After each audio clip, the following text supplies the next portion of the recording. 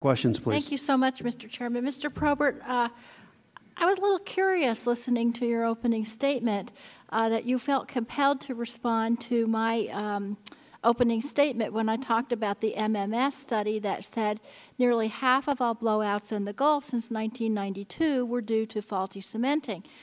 The good news, you said, is only one of those incidents occurred in water depths over 400 feet. So I've got a couple questions. First of all, how many of the wells drilled in the Gulf over this period were at depths over 400 feet? I think if I can provide some clarity to that. No, I'd like a short answer, please. How many wells were over 400 feet? I don't have that data. That data is available from the MMS, though, if you would Was like to get it more of them or less of them? I'm sorry? Was it many of them or few of them?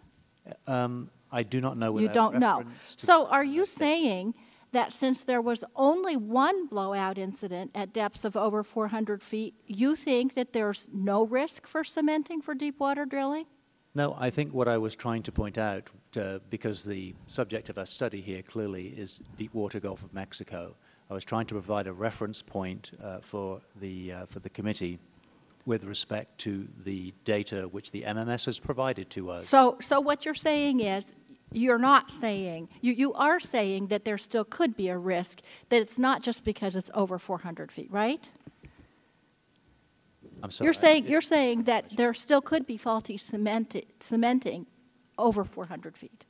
I'm just. Yes or no? I'm simply replying to. Yes or no? I'm simply Thank replying. Now, are you arguing that cementing is actually safer at offshore wells with depths over 400 feet? I'm sorry, I didn't understand your question. Are you arguing that cementing is actually safer at offshore wells with depths over 400 feet?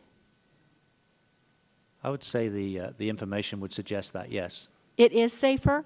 According to the statistics, yes, from the MMS. Because there have been few leaks? No, it's a function of the depth of the water and what causes and how the well construction process is undertaken between deep water and shallow water. Okay. So you don't think we should then worry about the cement at the deeper ones? That is not what I said. Okay.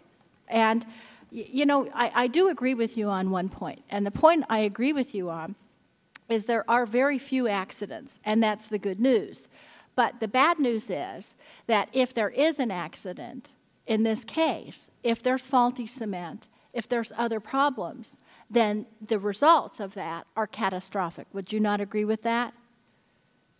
Yes or no? To the extent that cementing was an issue, if you're referring to this particular incident. Would you agree that if there is a leak, that the catastrophic results are such that we should that even though there's very few accidents, we should try to avoid those? Yes or no? I do not agree with your assertion, no. You don't agree with that. Okay, so it's a risk that we should be willing to take. I'm sorry that I'm not getting. You'll have to restate your question. Well, let me move on then. You said that both positive and negative pressure tests were conducted on the cementing job in your testimony. Several experts have stated that a cement bond log test might have indicated additional weaknesses, such as that the cement had not hardened properly. So I want to ask you, was a cement bond log test conducted at this well? Yes or no? To the best of my knowledge, yes or no? Well, to the best of my knowledge, the well owner did not request a cement bond log. Is it true that a cement bond log would provide assurance of the integrity of the cement bond? The cement bond log is certainly the only realistic way of assessing the bond of... So that answer would be yes, correct? Correct. Mr. McKay, is it BP's standard practice to only use basic pressure tests to evaluate a cement job? I can't speak directly to this particular well, but what I can say, cement bond law... I didn't ask you. I asked you your standard practice. Is it BP's standard practice to only use basic pressure tests to evaluate a cement job?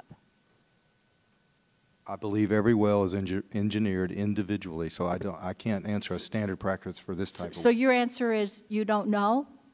Can I check with my technical I expert? would absolutely, and if, Mr. Chairman, if he could supplement his answer, I'd appreciate that.